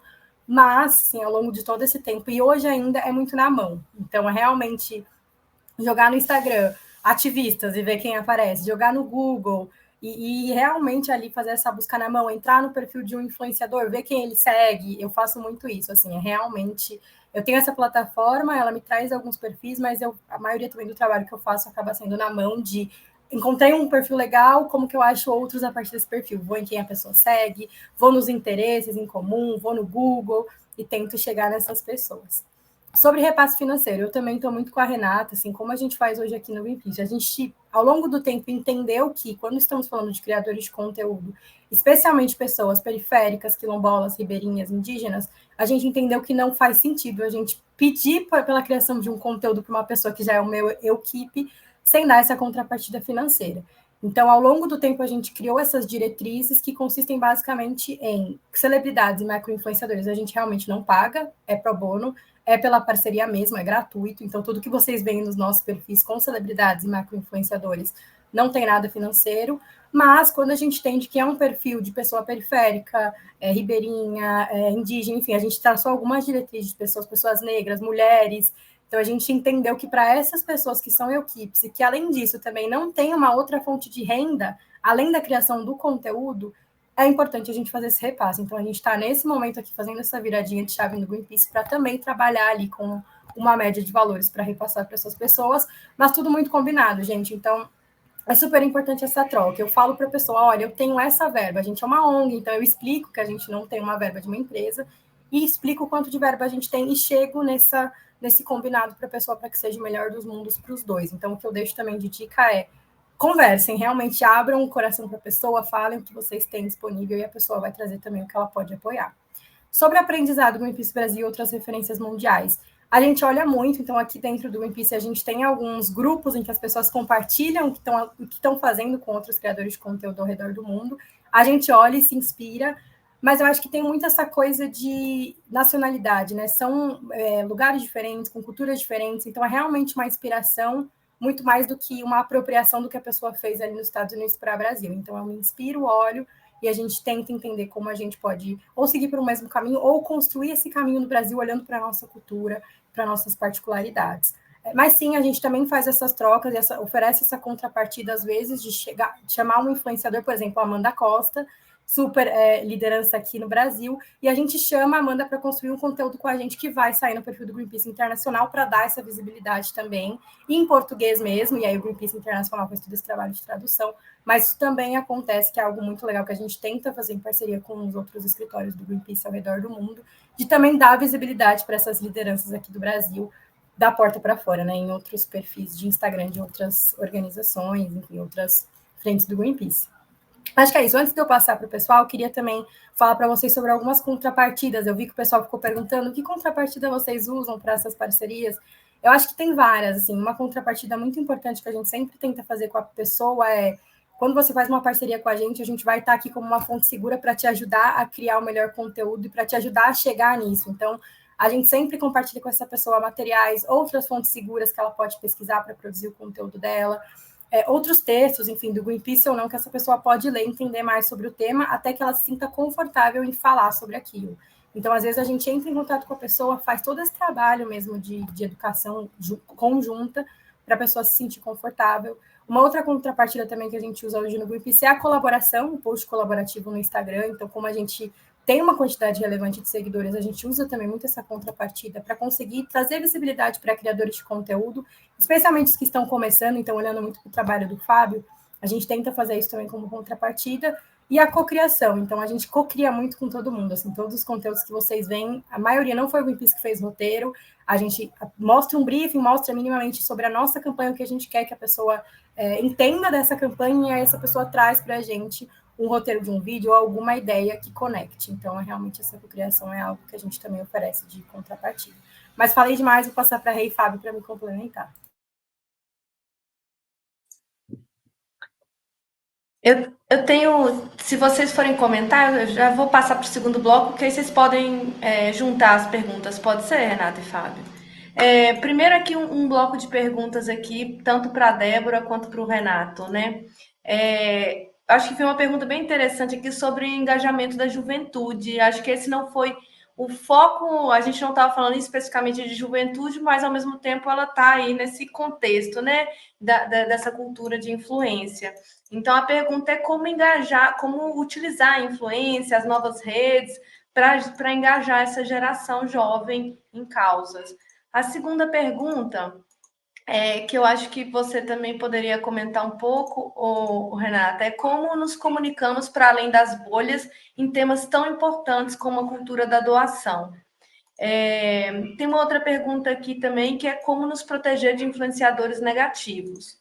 Para o Fábio, o pessoal está perguntando aqui, Fábio, como foi a seleção desse time que participou? Acho que como que vocês conseguiram manter essa turma engajada até o final? Renata, tem uma pergunta mais específica aqui também. O pessoal comentou que acha incrível essa proposta de jornadas formativas. Eu acho que realmente para o campo das OSCs é uma estratégia para a gente estudar, né? E aí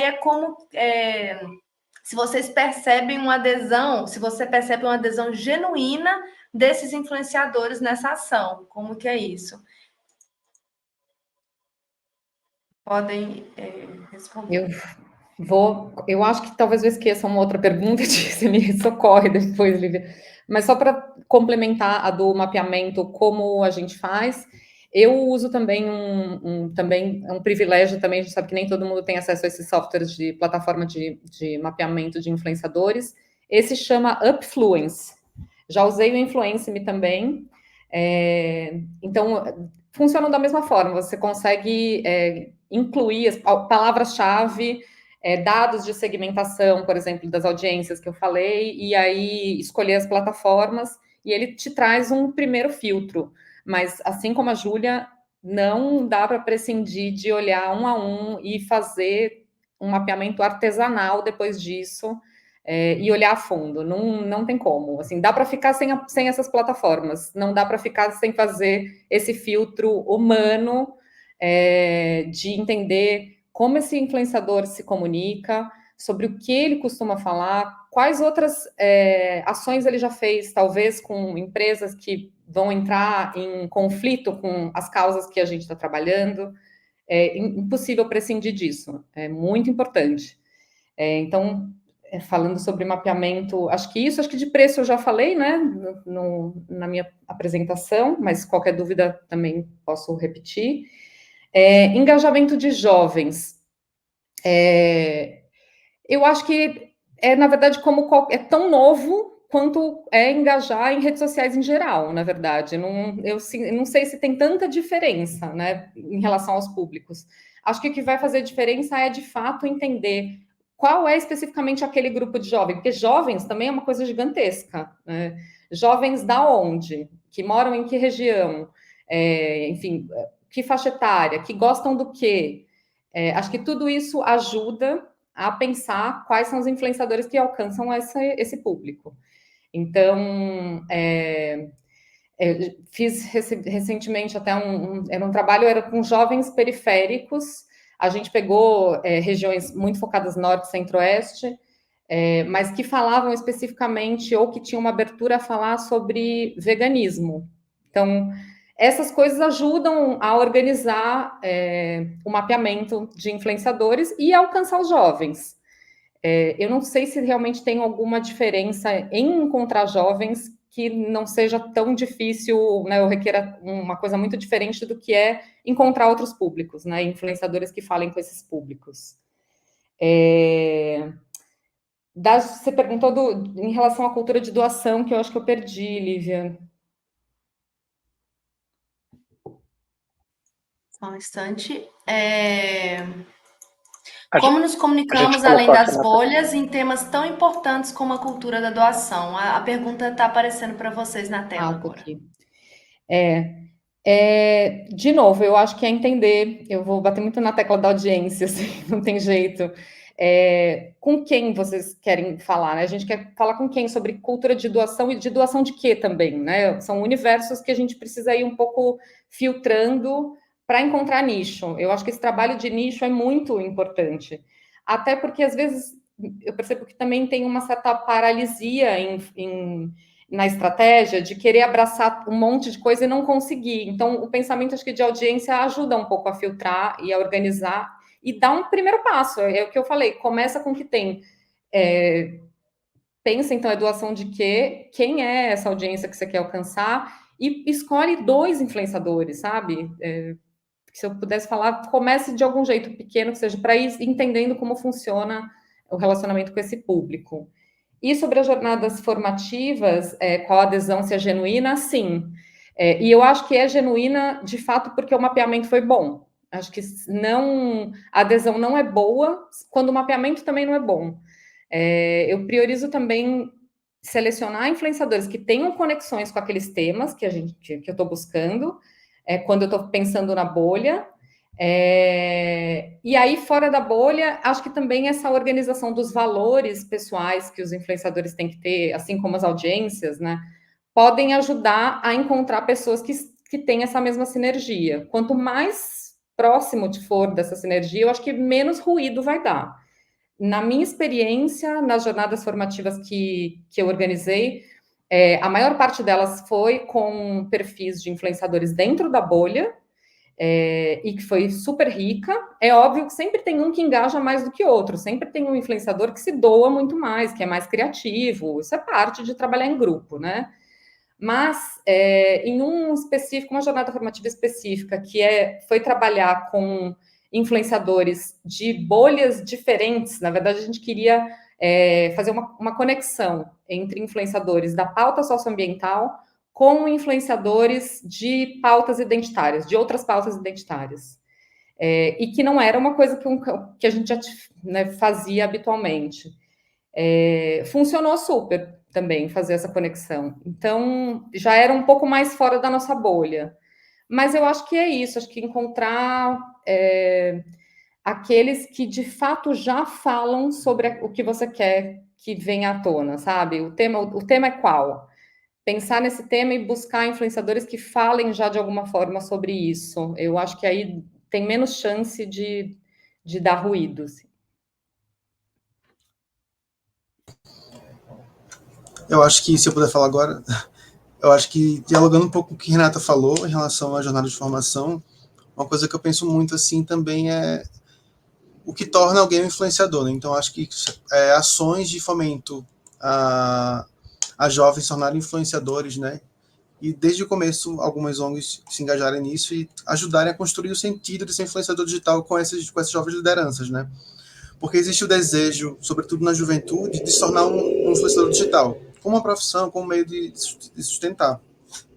Mas a ideia de que se tem sobre esse influenciador digital, o que ele faz, qual é a função social dele, é muito difusa. Eu acho que talvez um trabalho de formação importante a médio prazo para ONGs que se interessam também em colher esses frutos no futuro seria a formação de jovens influenciadores, né? Sobretudo nas pautas ambientais e identitárias. Eu acho que seria um caminho muito profícuo para a gente construir junto e também redefinir o sentido do influenciador, né? De ser um influenciador digital voltado para o social, né? E tentar delimitar um pouco esse segmento. Eu acho que ações nesse sentido de formação de influenciadores podem ser muito poderosas a médio e longo prazo, assim, embora, obviamente, não é algo fácil e de rápido, é um caminho interessante para alguns outros. Débora ou Fábio?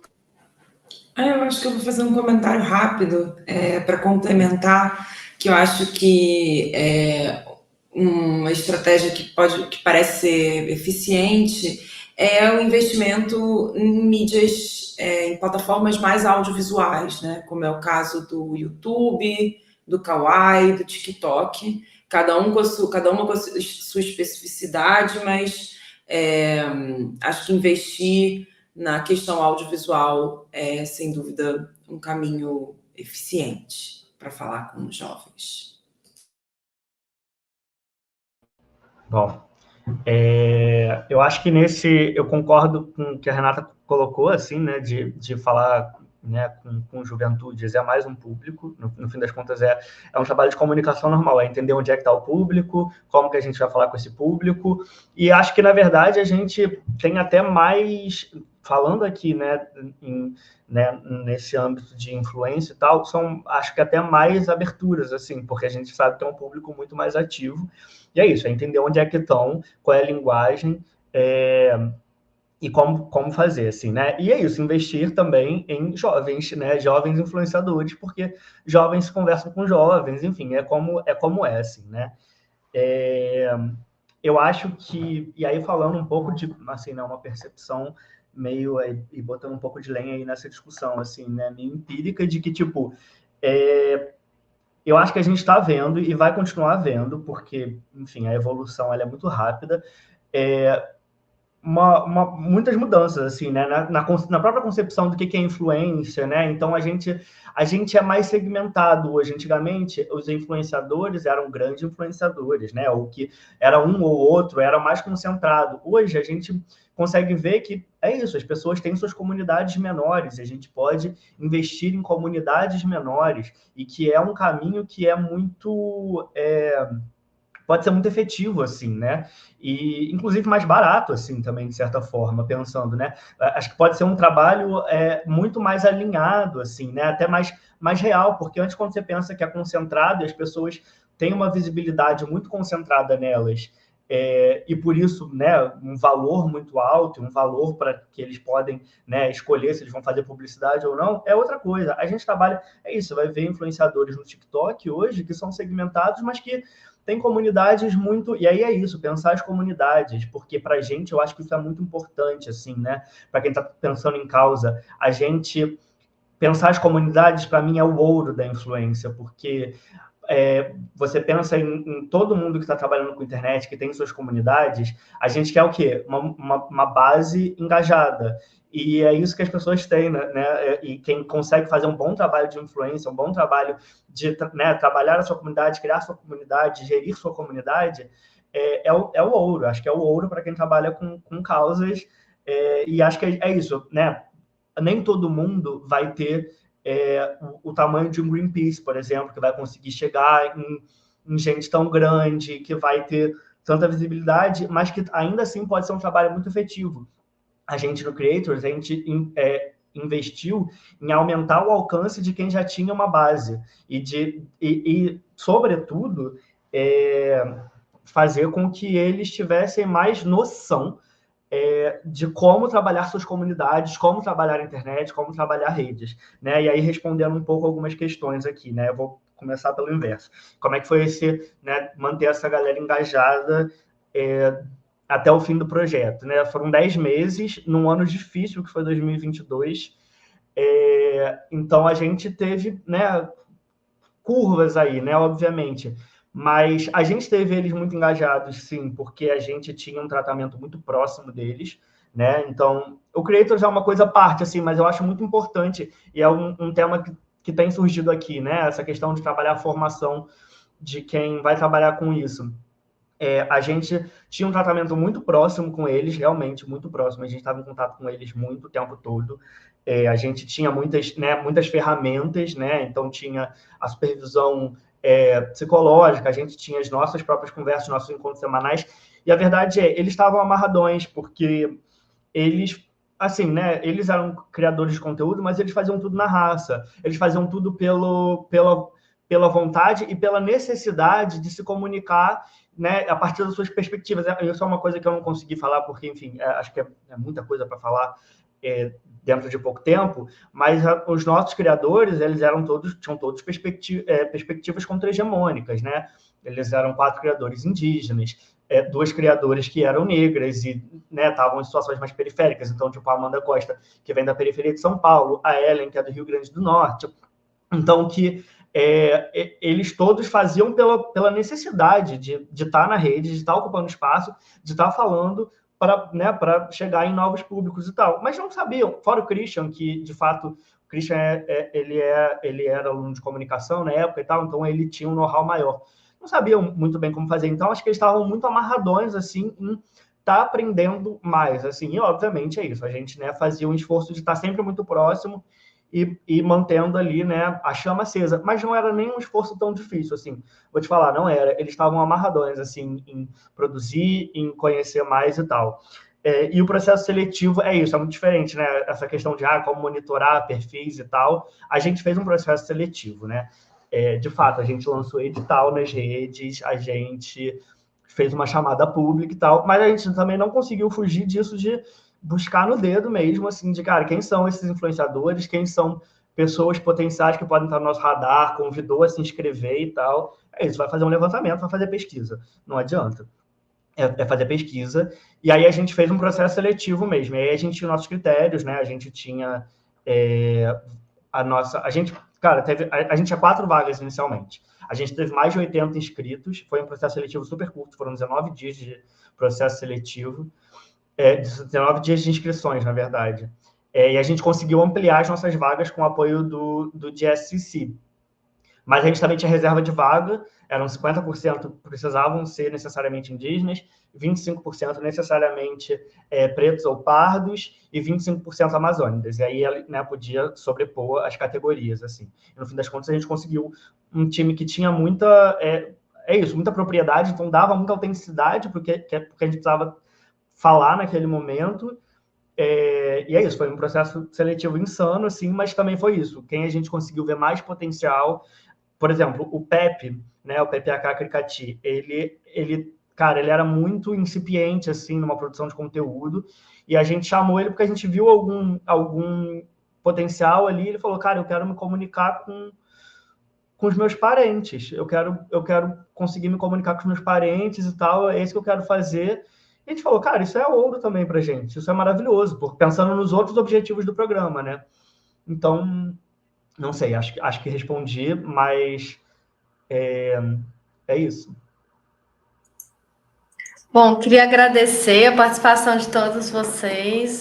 Para esse webinar vir para o ar, eu conversei, Cris, Fernando, a gente conversou muito, né, com vocês que estão aqui, mas também com outros pesquisadores, pesquisadoras, representantes de OSCs. Então, foi realmente uma construção muito coletiva e eu acho que a gente chegou até aqui.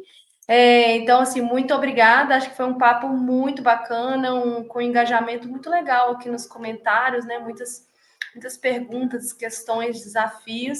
E agora, já encerrando, queria passar para Fernando e para Cristiane. E é isso, um abraço. Lívia, será que antes da gente dar 30 segundinhos, 1 minutinho, para cada um dar uma mensagem final de despedida? Acha que vale? Perfeito. A gente tem um tempinho, né?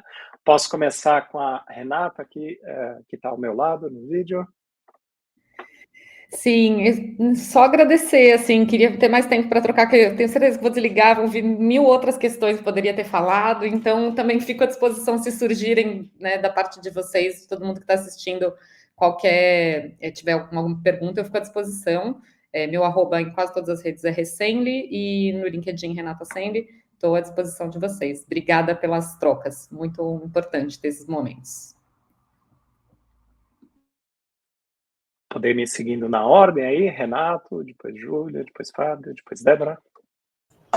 Eu queria agradecer novamente a vocês, também divulgar um pouquinho mais o Medida Democracia, né? Um projeto que está completando 2 anos, agora no final do ano, tem apoio da União Europeia e tem uma série de parceiros que fazem parte desse escopo. E a gente também analisa casos de gênero, meio ambiente, desinformação, enfim, que para dar uma olhada depois no site, medidemocracia.fgv.br. Está tudo lá, os estudos na íntegra. Obrigado, gente. Muito obrigada, gente. Só agradecer também pela oportunidade, pela troca. Foi muito bom também para estar aqui também, ver a apresentação dos colegas. Então, muito incrível. Eu deixei no chat do YouTube as minhas redes, meu Instagram, meu LinkedIn, mas meu e-mail é julia.santos@greenpeace.org. Então, quem quiser falar mais, trocar, chamar para um café, estou à disposição. A gente fica em São Paulo também, temos São Paulo e Manaus, então se estiverem pela região podem me mandar uma mensagem. E é isso, muito obrigada mesmo e vamos seguir trocando, né, gente? Bom, também agradecer aí pelo convite, parabenizar muito, assim, porque eu acho que esse é um debate muito importante de ser realizado agora, porque realmente eu acho que é isso, trabalhar com influência, e ainda mais é isso, né, falando nesse cenário que eu estava pontuando de evolução do cenário da influência, é uma oportunidade muito, muito boa para as organizações. Então, parabenizar mesmo, e acho que é um debate que tem que continuar. Eu acho que eu estou à disposição também para continuar conversando, assim, porque realmente acho que é uma coisa que precisa ser fortalecida mesmo. E é isso, agradecer e parabenizar aí todo mundo que participou. Enfim, apresentações incríveis, trocas incríveis. Valeu, gente.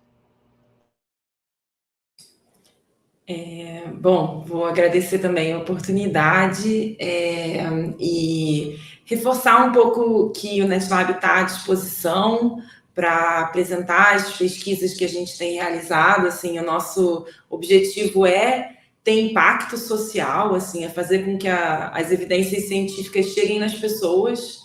Então, estou à disposição, estamos à disposição. E acho que, assim, só para fechar em termos de argumento, acho que a ideia aqui era principalmente mostrar que, apesar de, sem dúvida, investimento fazer muita diferença na hora de criar uma campanha de influência, acho que existem outras estratégias que, inclusive, o Brasil Paralelo pode ensinar para a gente, assim, como construir uma audiência fiel, como testar as narrativas e como realmente se apropriar do que a internet pode oferecer para essas campanhas. Acho que é isso. Obrigada mais uma vez. Gente, eu também quero agradecer em nome da iniciativa Sociedade Viva, dizer, né, do nosso interesse de dar continuidade a esse debate. Essa é a primeira conversa virtual que a iniciativa Sociedade Viva está correalizando aqui com a BCR. A gente tem a intenção também de chamar os influenciadores e agências de comunicação que estão fazendo essa ponte entre influenciadores e organizações da sociedade civil, chamá-los também para conversa, né? Eu acho que essa experiência de hoje demonstra, né, que o mapeamento que a Sociedade Viva fez, articulando, né, profissionais e pesquisadores que têm contribuído para a construção dessa estratégia de comunicação coletiva que é a Sociedade Viva, né, a importância de trazer aí, Renata, da Diálogo Brasil, tantos profissionais da DB que têm colaborado conosco nessa construção, Débora, do NetLab, né, que o NetLab teve um papel super importante ao longo de 2023, eles fizeram um monitoramento das redes sociais, da mídia online, né, no momento que a gente estava vivenciando aí a CPI das ONGs, e isso contribuiu bastante para o trabalho que a gente estava desenvolvendo para o lançamento dessa campanha pública ONG Faz Acontecer. Agradecer também à FGV, que através desse projeto incrível, que é o Mídia Democracia, trouxe para a gente, compartilhou conosco um estudo sobre a conversa, né, o debate digital sobre ONGs e OSCs ao longo de 2023.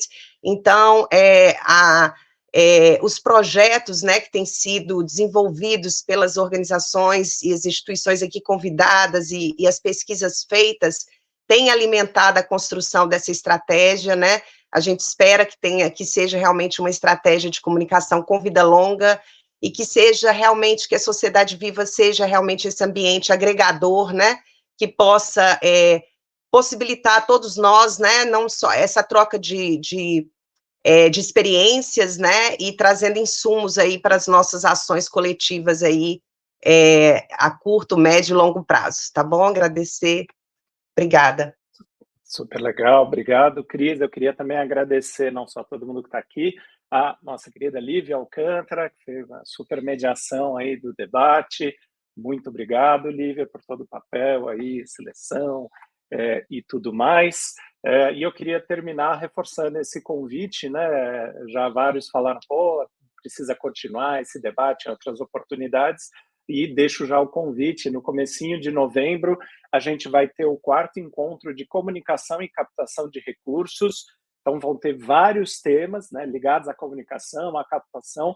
Vai ter, novamente, uma parte específica sobre comunicação e influencers e captação, tá bom? Então, vai ser uma oportunidade de continuar, mas vão ser 2 dias incríveis para falar, em geral, 3 dias, na verdade, para falar sobre comunicação e captação de recursos, tá bom? Deixo o convite para que quem ainda não segue, siga a BCR nas nossas redes, entra lá, assina o nosso boletim, que a gente está sempre divulgando também, e termino, então, agradecendo demais todo mundo e desejando um ótimo dia.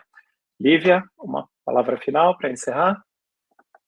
É isso, pessoal, muito obrigada. E em breve a gente continua esse debate aí. Acho que funcionou muito, né? A gente vê as pesquisas, esses dados, né? Que tanto o NetLab quanto o FGV têm sistematizado e, ao mesmo tempo, entrar nas práticas, no que a gente tem experimentado. Assim, para mim, isso foi bem interessante aqui hoje. Um abraço.